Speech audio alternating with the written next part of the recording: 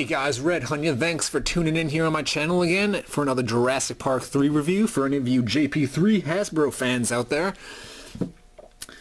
I've been going through and buying figures again, actually, like I said, because if you guys remember, I was quoted, I said I downsized a little bit.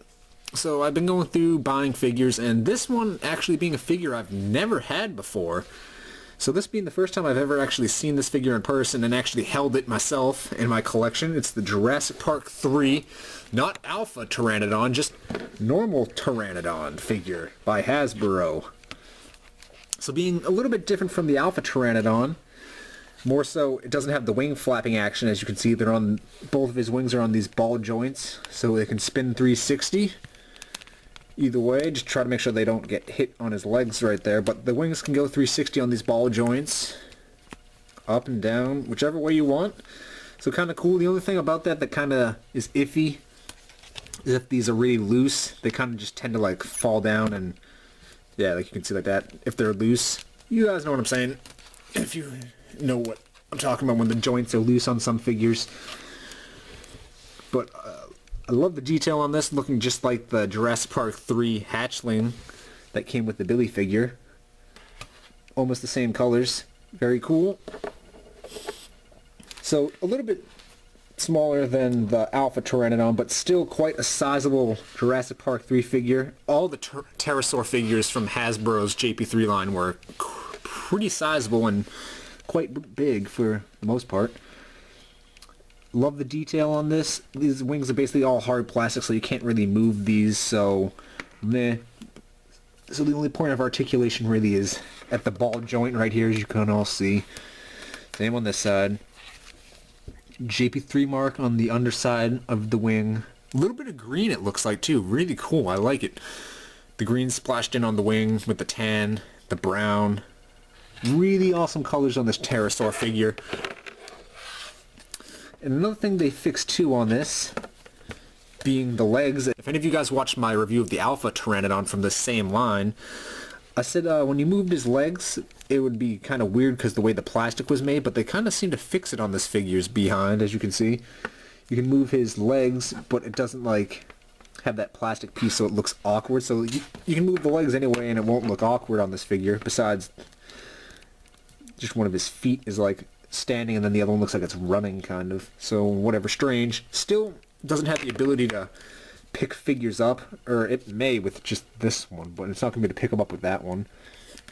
So bleh, whatever. So as you'd expect, since this figure's got these ball joints, it doesn't have the wing flapping action like the other Pterosaur. You had to use your imagination for this figure and move it yourself, and or just leave the wings kind of like that on his back legs, so they... You could leave the wings like this on the figure, leave it symmetrical kinda, so they wouldn't like... You can all see. But yeah, if you are fortunate enough to have this guy and his wings pieces aren't loose, he's really cool. His action feature, or the action features behind this whole thing, was the Hasbro Dino Damage Curse on the back. I'm not even going to get into that. I've said it in all the videos, so you all know how I feel about this, but you press the middle bone button right here. As you can all see, it's the button. Same sounds as the Alpha Pteranodon of the same line, it's just a different sculpt figure. The action feature behind this one that's slightly different, it's not like the Alpha one when you pull the crest back, you push his neck forward from right here for his other attack feature. Really cool, being the same sounds we already have gotten. And I really actually like the head on this figure. It's a really nice head sculpt on this Pterosaur, being a little bit smaller than the Alpha Pteranodon. And that was really about it. Battery compartment for when you gotta change the batteries underneath. And yeah, I mean, the fact you could move these wings like so, you could always set them up whichever way.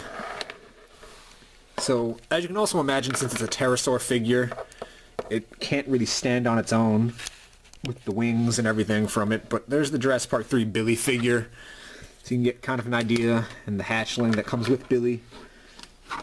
And yeah, I give this Pterosaur a 3 out of 5. He's I prefer the Alpha Pteranodon from this line just because that wing flapping action, pressing the button and then having the sound and then holding it, that was a really cool action. So kind of meh, this figure doesn't have it, but this Pterosaur in its own right is really cool, being somewhat a different color paint job, looking somewhat almost like the Pterosaurs from the movie. At least I think so. The color on this Pteranodon works. So yeah, I mean, he can't stand by himself, so best to kind of just leave him like this, I guess, if you don't have a thing for him to stand or if you don't have him hanging from your room somewhere. So, yeah, do you guys agree with my rating? I think the Alpha Pteranodon's a little bit better than this one, but like I just said, this one in its own right is cool. Again, being from Hasbro's Jurassic Park 3 line. If there was something Hasbro did do right from the Jurassic Park 3 line, the Pterosaur figures that came out of this toy line were really cool. I always thought they were neat, or at least the Alpha Pteranodon, because I had that back in the day. Like I said, this being the first time I've ever actually held this Pteranodon and seen it in person. I never got the privilege to have this figure back in the day.